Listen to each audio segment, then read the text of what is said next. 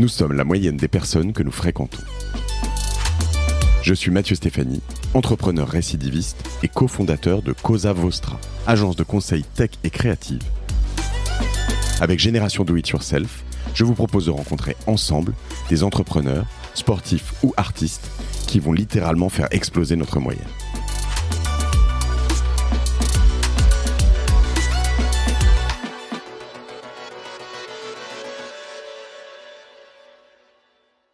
What were the things you were teaching back then? Qu'est-ce que tu enseignais à l'époque pour l'entrepreneuriat qui est toujours d'actualité? Si tu avais 3, 4, 5, 10 piliers, est-ce qu'il y en a qui sont encore valables ou plus du tout? That you would have to tell me what would they be that remains good, and are there some that are not good anymore, that are not true anymore? Yeah. So I taught entrepreneurship for about 4 years. J'ai enseigné l'entrepreneuriat pendant 4 ans et c'était une classe assez pratique.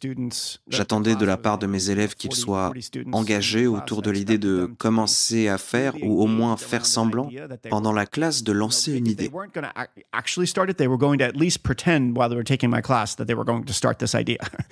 Ils travaillaient en équipe et ils développaient leur business plan et ils le présentaient à des entrepreneurs et des investisseurs à la fin du semestre. Et on organisait une compétition pour voir quelle idée allait le plus loin et comment l'implémenter.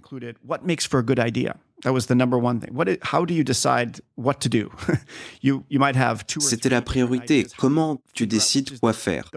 Tu peux avoir 2 ou 3 idées différentes, mais comment tu détermines laquelle est la meilleure pour toi?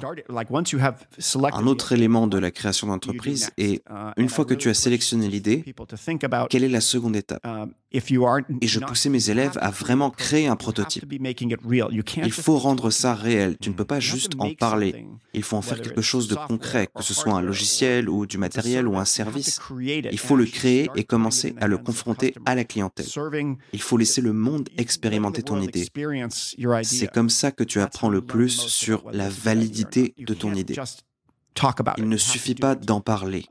Il faut le faire. Il faut le faire à une petite échelle, brouillon, et vraiment explorer toutes les raisons qui feront que ce n'est pas l'idée à poursuivre. Mais tu n'arriveras à rien si tu n'arrêtes pas de parler et que tu ne commences pas à faire. Fake it until you make it. Fais semblant jusqu'à ce que tu y arrives, d'une manière ou d'une autre. Oui, d'une manière ou d'une autre. Fais semblant, mais fais-le. Rester assis et en parler n'avancera à rien. Il faut agir. Et le troisième élément est de savoir quel est le rôle des capitaux et des investissements. Et l'idée dans les années 90 qui a vraiment chamboulé la pensée de l'époque est que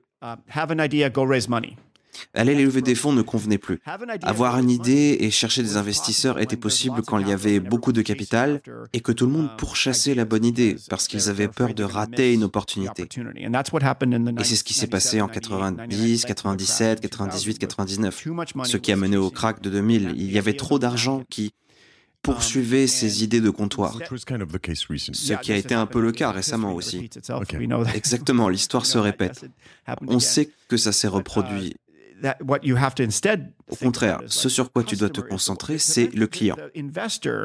L'investisseur te disant qu'une idée est bonne est beaucoup moins important que si le client te dit qu'il est prêt à payer pour ce que tu as construit. Si tu écoutes les investisseurs, ils peuvent te dire si une idée est bonne ou mauvaise, mais ils peuvent avoir tort.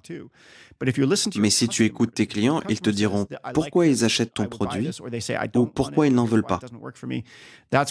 C'est le point focal. Donc, quel est le rôle de l'investisseur contre quel est le rôle du client dans l'aide qu'ils peuvent apporter vers le bon produit, le bon service que tu essayes d'offrir. Voilà, c'est quelques éléments que j'essaie d'inculquer.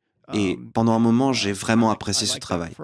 J'ai apprécié le fait de pouvoir transmettre mon expérience et que cela soit directement implémenté. It was good for a few years.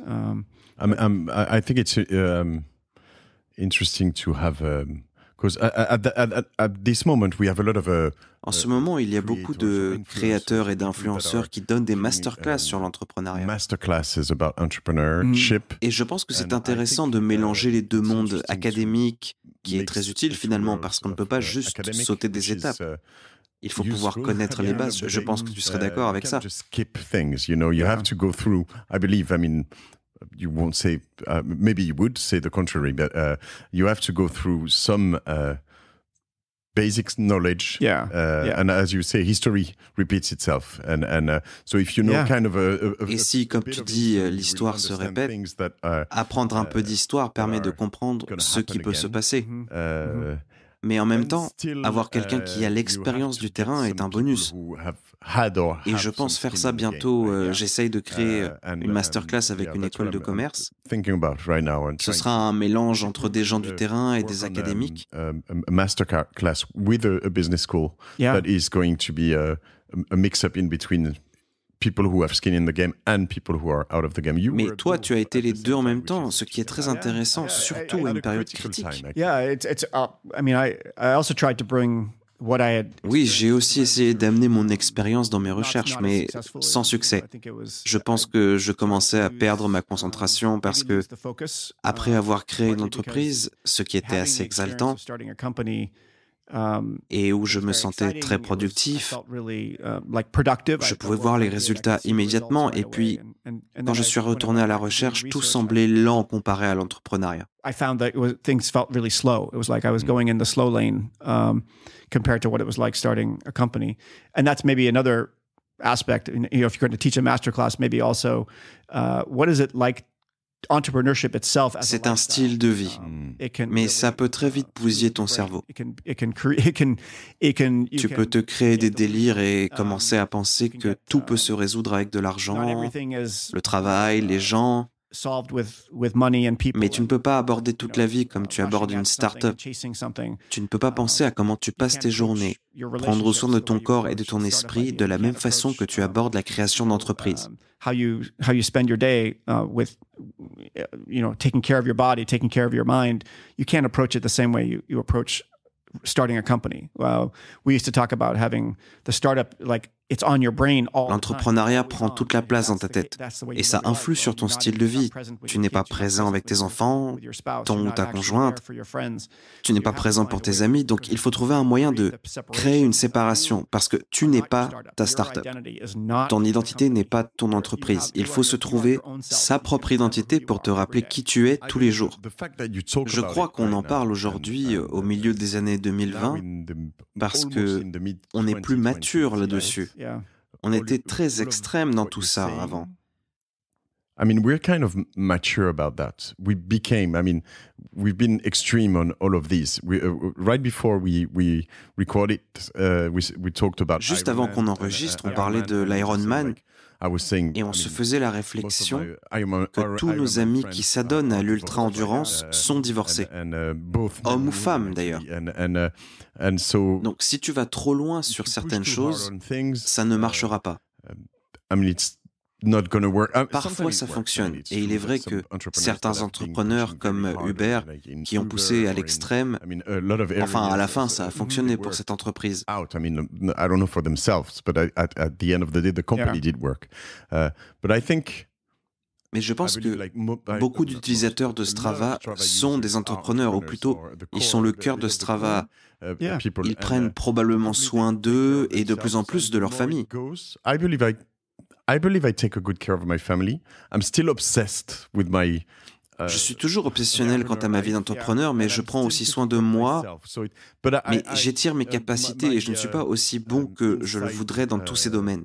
Et j'essaie d'accepter cela et je pense qu'on arrive à cet équilibre aujourd'hui dans la façon dont les entrepreneurs gèrent leur vie. Qu'est-ce que tu en penses? I think we're getting there. I mean, in the way we talk to people, in the way people, entrepreneurs kind of trying to get there now. Don't you feel that? Yeah, it's.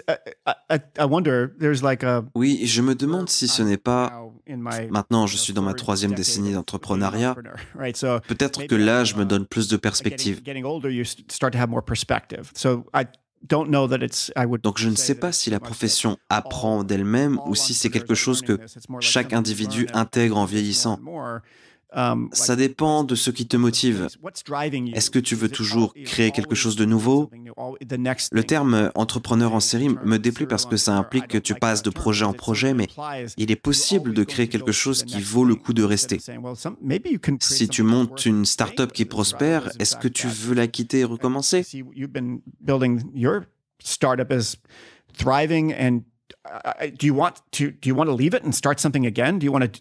Quand Marc et moi avons lancé Strava, on s'est dit que c'est une bonne idée, on voudrait continuer à travailler dessus. Peut-être que ça prendra 20 ans, et maintenant on est à la 14e année et on travaille toujours à l'améliorer. Donc il s'agit moins de passer à autre chose, ce qui était la mentalité lors de notre vingtaine et trentaine. Il fallait passer de projet en projet, mais maintenant il s'agit plus de construire quelque chose de durable, qui pourra résister à l'épreuve du temps. C'est la marque centenaire. Si elle perdure après nous, c'est qu'on a fait du bon travail.